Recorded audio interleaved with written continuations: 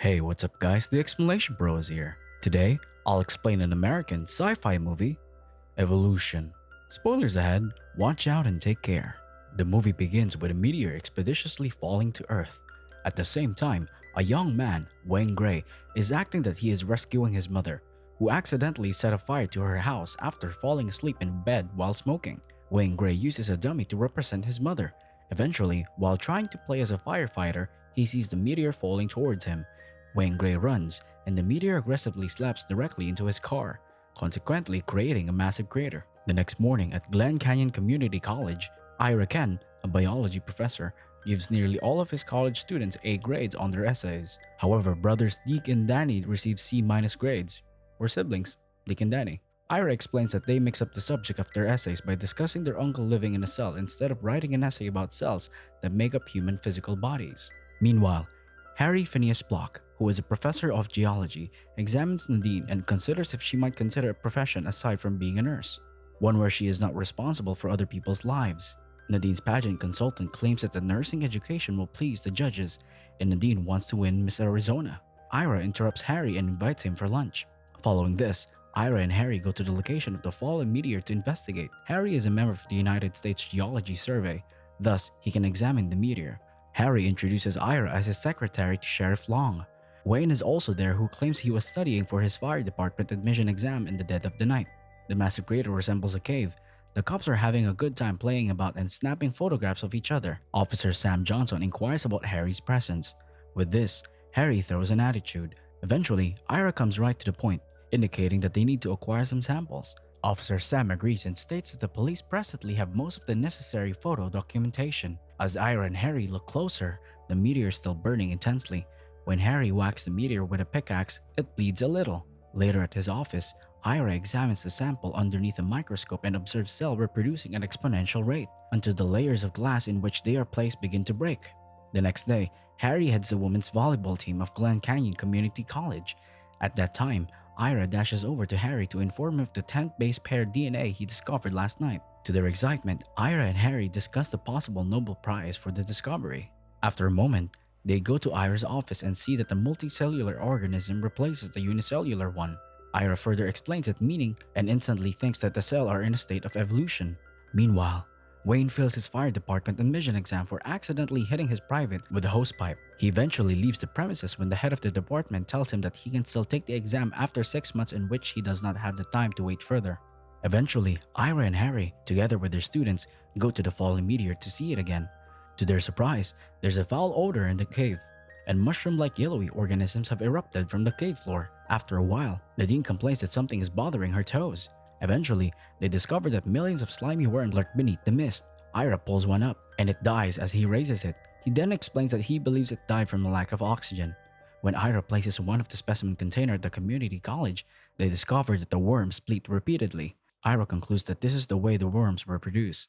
Iris expresses his determination to keep everything hidden since the government will seize the information and their belongings once they learn about it. To Harry, Ira appears to be well versed with government procedures. Meanwhile, Wayne occupies himself at the country club as a pool manager. Barry Cartwright, his employer, chastises him for leaving a soggy towel by the pool.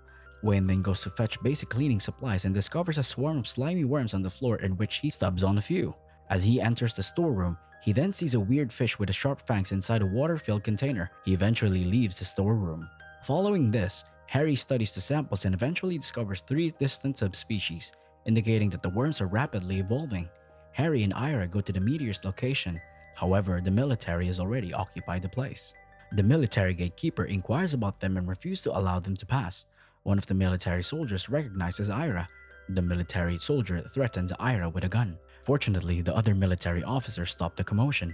Ultimately, the military gatekeeper lets Ira and Harry in. Inside, they encounter Ira's ex-boss, General Russell Woodman, and scientist Allison Reed, who claims that they have been watching Ira's computer. Eventually, General Russell informs them that the military will take over from now and that they will lead the investigation. After 2 weeks, Ira proceeds to court to request permission to participate in the federal probe. General Russell claims that the Glen Canyon Community College grounds are nonsense. Eventually, Judge Gilder becomes irritated with the statement. Allison, on the other hand, refuses to acknowledge Ira as a witness. She then grills Ira when he stands as a witness. Eventually, the court discharges Ira for administering an experimental anthrax vaccination to soldiers, which resulted in horrific results. With this, Ira and Harry don't stand a chance of winning. When they return to their lab, they discover that their computer and all of their samples have been taken in a break-in. Following this, to their rage, Ira disguises himself as a colonel and Harry disguises himself as a soldier. Together, they break into the military base where the fallen meteor is located. They notice a giant flying mosquito inside the facility being carried by the staff there as they enter. Ira and Harry eventually change their disguises by wearing a staff uniform and investigate further. Eventually, Lieutenant Cryer perplexes when he sees Ira and Harry disguising as one of the staff in one of the surveillance cameras. Lieutenant Cryer then discloses the intrusion of Ira and Harry to Allison. Meanwhile, as Ira and Harry witness that there is an Alice in Wonderland-style rainforest within the cave, complete with all kinds of strange species, a fly infiltrates Harry's staff uniform. Ira and Harry try to remove it, but the fly embeds itself on Harry's legs. Ira and Allison take Harry to the hospital, where Dr. Paulson removes the fly via Harry's rectum. Dr. Paulson successfully takes out the fly. The fly becomes exposed to oxygen and instantly dies. Wayne is now working as a server at the country club party and is fuming over his failed fire department entrance exam. Meanwhile, his employer, Barry, arranges a meeting with a lovely girl at a remote place, on a golf course. However, an alligator-like creature devours him. Eventually, Wayne takes the alligator-like creature to Ira and Harry after the creature dies from choking because of the lack of oxygen. Meanwhile, Patty discovers several dead bugs at Jill Manson's house. During a ladies' gathering, Jill has Grace unlock a locked door because something is forcing it to open. Eventually, a massive frog-like creature emerges. It has a humble and melancholy appearance. Grace tries to pet it, but it bites her palm with peculiar internal mouth parts. Debbie panics and attempts to phone 911. While Jill tries to kill the creature with a gun, it instantly drops dead and dampens. After this, Ira informs Allison that the creatures are expanding and evolving more. Over breakfast, Harry, Wayne, and Ira discuss the creatures at the restaurant. Eventually, Ira sees his ex-girlfriend Denise at the time. She is with Officer Sam. Denise aggressively offers to take Ira's shirt off right there when Ira reclaims his shirt, which Denise is wearing. Sam tries to dodge it, but he eventually rushes to work due to a report of an animal attack. Harry and Wayne and Ira overhear the report and agree with each other to go to the location.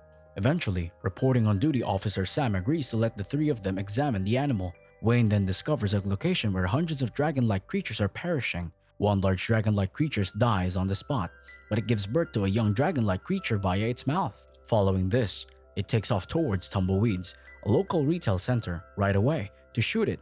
Harry, Wayne, and Ira steals guns. When the dragon-like creature flies through the shop window, a middle-aged couple sees it first.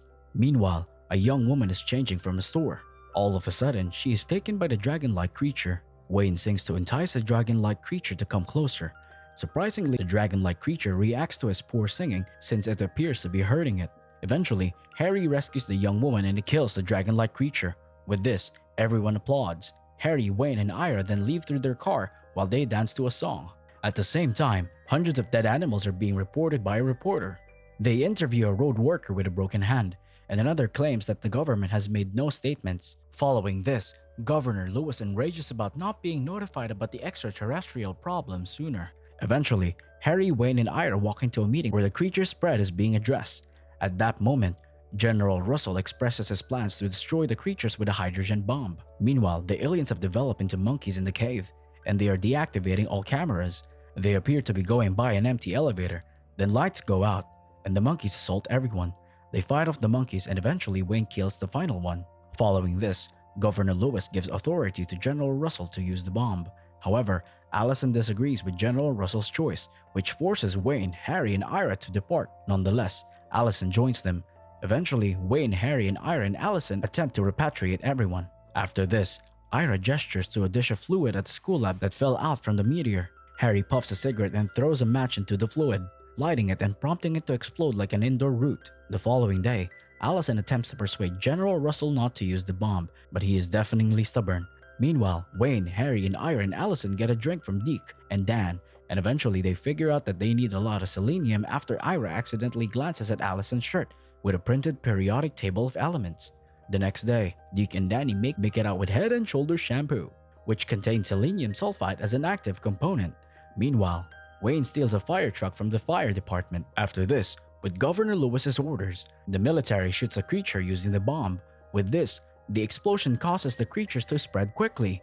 A massive worm destroys houses and highways and tramples military troops.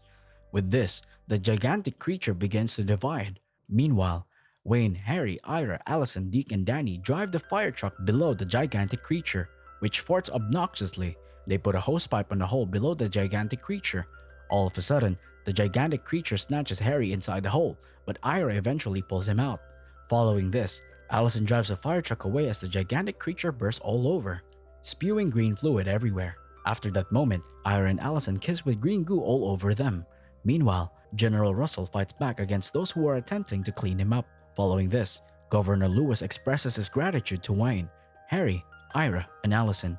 With this, the fire department accepts Wayne.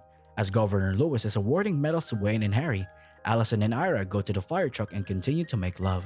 The movie ends with a Head & Shoulders commercial starring Wayne, Harry, Ira in a jeep while a dragon-like creature looms over them.